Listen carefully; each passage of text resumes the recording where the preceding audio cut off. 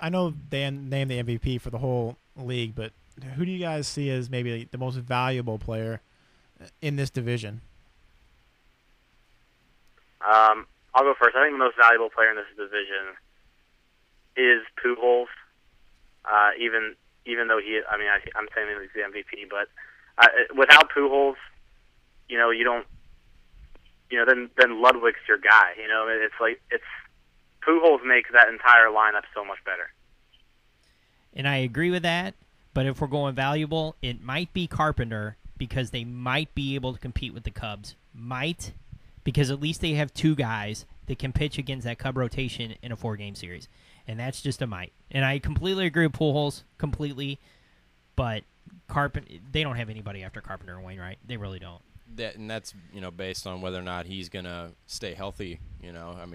You hope so, but you never know. You just hold your breath every time he throws a ball. It's scary. All right, Jim. The last thing I really want to ask you is, how do you see this working out the whole season, all throughout the MLB? Who's going to playoffs? Who's winning the World Series? Okay, starting with the National League, I think the Phillies win the East. I think the Mets win the wild card. And move to the Central, Cubs, and go to the West, Dodgers. I think out of the National League, I think Los Angeles moves to the World Series. I think, like I said, I think Manny Ramirez is the best player in baseball, and he was so good last year for Los Angeles that with a full season with him, the Dodgers should run away with the West. I know Arizona. A lot of people talking about Arizona, but I think LA will beat them by at least 5 or 6 games. And then once you get in the playoffs, anything can happen. But I think Los Angeles will come out of the NL and go into the AL. The Yankees have spent a lot of money, but I still don't know if it's going to be enough. I really like the Rays still. I really like the Rays, and I think the Red Sox will win the wild card. And going over the Central, I have no idea. It is. It's a crapshoot. Chicago. Roll the dice.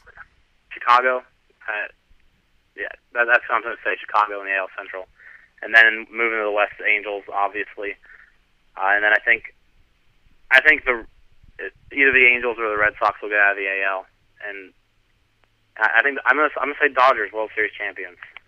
Wow. There you go. That's what you got to do. Is go out on a limb like That's that. right. I like that. That's right. Hey, nice talking to you, man. Good talking to you guys. Thanks, Jim. All right, bye.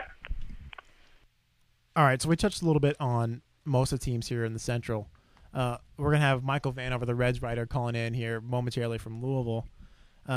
Louisville. Yeah, that's how you say it. Get it right. Louisville. This is probably a relatively competitive bracket, am I right? Or I'm sorry, division for the most, with the exception of the Cubs. Yeah, well, and you know what? Injury is an issue with the Cubs. It could be. Zambrano's shoulder, that needs to hold up. Dempster's, he once in a while has problems. So it's not, and Harden's always hurt. So it's not cut and dry. It's their offense that really helps them get through. But, I think the Cardinals and the Brewers and the Reds are all going to be fighting for second. No ifs, ands, buts about it. Now, who do you think are the top contenders to maybe take that from the Cubs? Oh, I think if the Cardinals can get those 5 starters to give them, you know what? If their bottom 3 can go 500, I think Wainwright and I think Carpenter, I think they both can be 20-game winners. There's a chance they steal the division from the Cubs. And I still think the Reds are just kind of like a dark horse. That's the word I'm looking for. I didn't want to say wild card, but dark horse. And I say that because if Homer Bailey, he threw the ball well in spring training, and he's always been that overhyped rookie for, I think, 5 years now.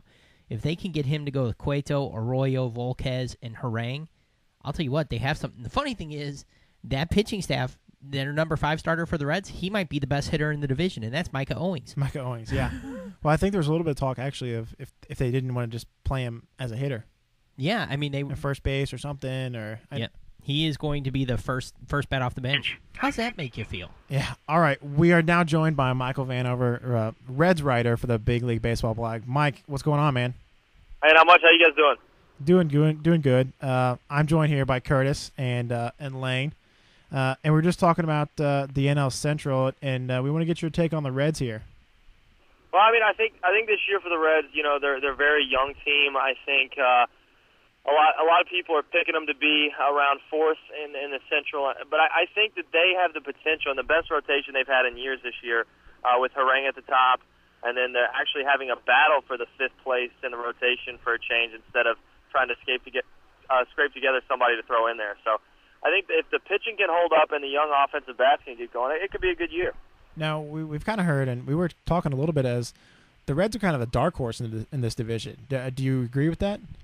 Yeah, I mean, I think that's fair to say because there's no standout guys in the lineup, and they were trying to maybe sign a name in Gary Sheffield before he signed today to the Mets, and and that's not there now. So you're relying on young guys like Jay Bruce and Joey Votto in the middle of the lineup, and if they can produce, they can definitely be a dark horse. But you just never know what you're going to get out of the young guys. It's Curtis here. How's it going, man? Hey, not good. How about you? Good. Hey, I think the smartest thing they did is not signing Sheffield. They are a young team, and look, us and the Cardinal fans, we had that GM. What's his Walt Jocketty. Yeah, Jocketty. We had him, for years, and he's just smart, and he's very economical, and that's great. But he really gets out a lot of his players. I think he's a cheap man's Billy Beane. Anyway, where I'm going, I think it's really smart that they did not sign Sheffield, and I say that because you know what? You don't want those young kids in Votto and Bruce and Encarnacion learning from a guy like that, in my opinion. All he is a disruption if he's not, getting the playing time he wants. Yeah, and that's what I heard, and that was the one negative about him. The reason that I kind of was hoping that the Reds would get him would be because they could stick him, maybe batting fifth or sixth behind those young guys, and it would be a name that people, pitchers, they may say, well, hey, Sheffield's coming up. Yeah, I know he's had a bad couple years. He's 40 years old, but he's a 292 lifetime guy, a 9-time All-Star. And I just thought that it might help. But the biggest thing was you'd be paying him a league minimum of $400,000, and that's money-wise. But you know what? Looking back at it now, you're probably right because some of the things I've been reading about him, he is a big disruption. Absolutely, and I love it's going to go Votto, Phillips, and Bruce. And I saw an interview with Phillips recently. Phillips going to hit fourth, but the cool thing is he really tried to hit home runs during a stretch last year when they moved him into that 4-hole. And he's realized they're not asking him to do that. They want him to be a gap hitter and let Votto and Bruce be the power stroke in the lineup. And I think that's good because you know what? You just get another guy on base in front of Bruce and Encarnacion. That's going to just give them more RBI opportunities. Absolutely, and he really did struggle. That's when his average dropped off last year was when he tried to start being that power guy. And that's not – he does have some power, but that's just not who he is. He's a great defensive second baseman, and he's a good hitter. But, he needs to be that gap hitter. You're exactly right. And I think if he can go back to that, Brandon Phillips could, be in the running for a really, really good season for the Reds. But he needs to be that leader because outside of him, like you said, you're looking at a lot of young guys like Votto and Bruce.